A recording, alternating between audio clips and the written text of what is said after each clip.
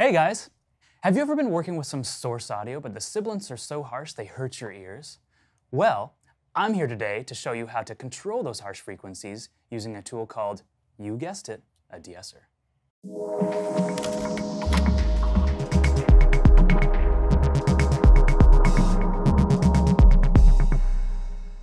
A de-esser is a special type of compressor that focuses exclusively on the sibilant range. We can call this type of compressor band-specific, meaning that it will only dynamically process a certain band of frequencies while leaving the rest of the signal unaffected. In most cases, this is better than simply using an EQ to carve out the sibilant range, because an EQ will produce a static change across the entire clip, whereas a de-esser will only process the signal when the sibilant range exceeds a particular threshold. So what frequencies are we talking about? Well, just as human oral anatomy can vary greatly, the sibilants produced can vary just as much. In general, though, we're talking about sharp, hissing frequencies anywhere between, say, 5 and 12 kHz. Within that range, I always custom tailor the de-esser to suit each particular vocal source. Let's take a look at how this process works.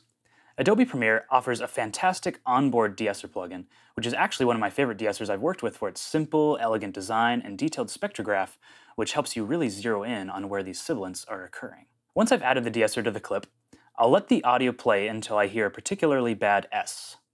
Directly across the street, you have one of the finest parks in the valley. A stone's throw away, you have the finest hotel in the San Fernando Valley. Then, I'll play it again and pause the audio just as the S is occurring. You might have to do this a couple times to get the timing right. Directly across the street, you have one of the finest parks in the valley.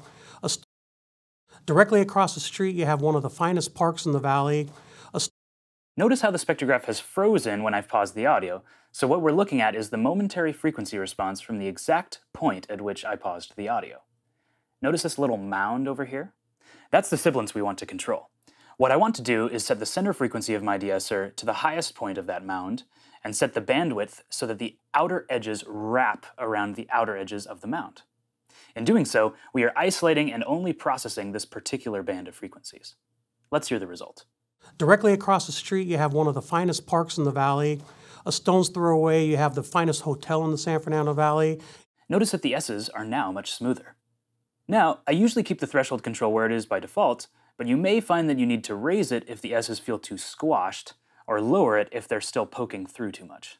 In either case, use your ears and you'll be fine. Thanks everyone! Hope you found this tutorial helpful and sibilants will no longer be an issue in your post-production process.